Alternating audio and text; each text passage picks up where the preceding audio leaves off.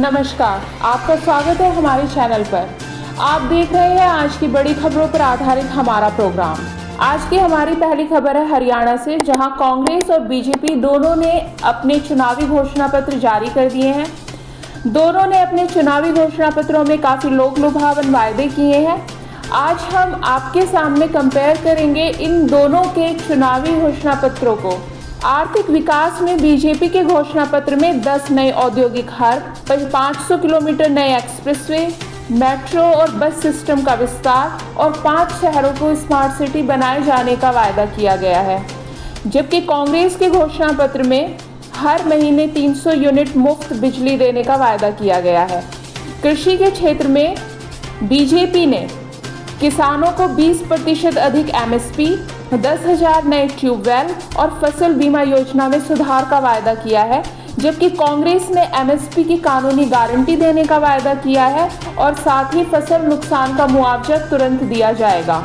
रोजगार के क्षेत्र में बीजेपी ने वायदा किया है कि औद्योगिक वृद्धि से ज्यादा नौकरियां जनरेट की जाएंगी और युवाओं के लिए कौशल विकास केंद्र खोले जाएंगे। कांग्रेस का वायदा है कि वो 2 लाख सरकारी नौकरियां देंगी। शिक्षा और कौशल विकास के क्षेत्र में सरकारी स्कूलों में स्मार्ट क्लासरूम का वायदा बीजेपी अपने मैनिफेस्टो में कर रही है और 1 लाख युवाओं के लिए कौशल विकास केंद्र खोलने का वायदा भी बीजेपी ने अपने मैनिफेस्टो में किया है।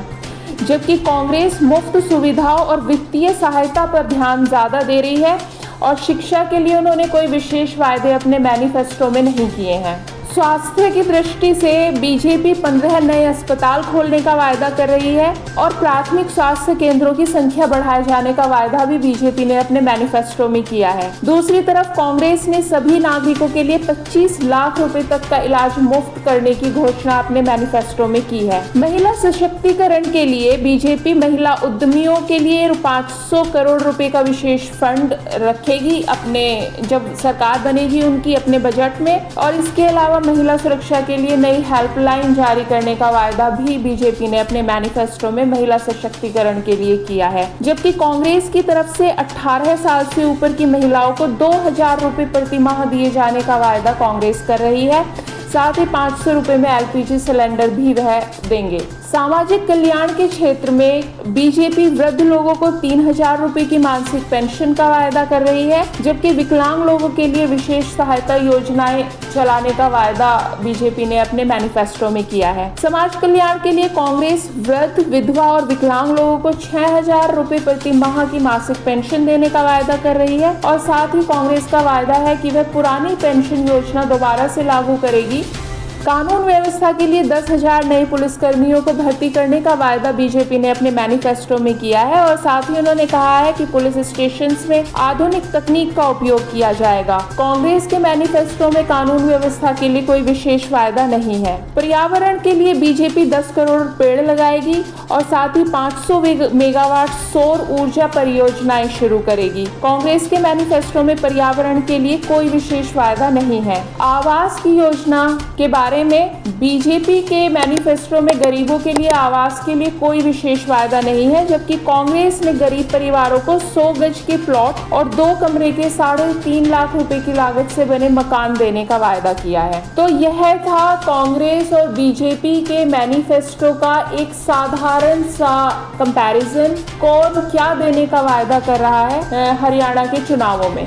हमारी दूसरी खबर है जम्मू और कश्मीर से, जहां शेरे कश्मीर स्टेडियम में आज प्रधानमंत्री की रैली थी। अपनी रैली में बोलते हुए प्रधानमंत्री ने कश्मीर के लोगों से वायदा किया कि जम्मू और कश्मीर के स्टेटहुड को जल्दी ही रिस्टोर किया जाएगा। उन्होंने मतदाताओं का जम्मू और कश्मीर के वर्तमान विधानसभा चुनावों में उत्साह देखते हुए यह कहा कि यह उत्साह जम्मू और कश्मीर के मतदाताओं का भारत की लोकतांत्रिक प्रक्रिया में विश्वास बहाली का एक संकेत है, खासकर युवाओं के बीच में। उन्होंने पीडीपी, एनसीपी और कांग्रेस के ऊपर कश्मीर को अपनी बपोती समझने का आरोप लगाया और उन्होंने कहा कि कश्मीरी पंडितों, सिखों और अल्पसंख्यकों के खिलाफ अन्याय इन 3 पार्टियों की नीतियों के कारण ही हुए हैं। उन्होंने जम्मू और कश्मीर को अपनी जमींदारी मानने का आरोप इन तीनों पार्टियों के ऊपर लगाया है और उन्होंने कहा कि पंचायत चुनाव जैसी लोकतांत्रिक प्रक्रियाओं को यहाँ पर इन तीनों पार्टियों ने दबा कर रखा है। साथ ही नरेंद्र मोदी ने कहा कि उनकी सरकार के तहत युवाओं ने लोकतंत्र में विश्वास बहाल किया है और अपने वोटों को वह अब बदलाव और सशक्तिकरण का एक उपकरण मानते हैं। विकास के वायदे करते हुए प्रधानमंत्री मोदी ने किसानों के लिए वार्षिक 10,000 रुपए की सहायता, हर घर की महिला मुखिया के लिए 18,000 रुपए की सहायता और स्वास्थ्य बीमा कवर को 5 लाख रुपए से बढ़ाकर 7 लाख रुपए करने की घोषणा की है। भाजपा कश्मीर घाटी में 47 में से सिर्फ 19 सीटों पर चुनाव लड़ रही है और इसके अलावा वह इंडिपेंडेंट कैंडिडेट और छोटे छोटे दलों का समर्थन कर रही है। पार्टी को जम्मू में, जो कि हिंदू बहुल इलाका है, वहां वोट मिलने की उम्मीद है। जम्मू को नए परिसीमन के बाद 6 नई सीटें मिली हैं, जिससे उनकी सीटें कुल 37 से बढ़कर 43 हो गई हैं। आगामी चुनाव का अगला दौर 25 सितंबर को है और उसके बाद 1 अक्टूबर को फिर से वहां पर तीसरे दौर के चुनाव होंगे, जबकि चुनाव वोटों की गिनती 8 तारीख को होगी। हमारी तीसरी खबर है दिल्ली से, जहां पर नई सरकार ने शपथ ली है। आतिशी ने 21 सितंबर को दिल्ली के मुख्यमंत्री के रूप में पदभार संभालने का निर्णय किया है।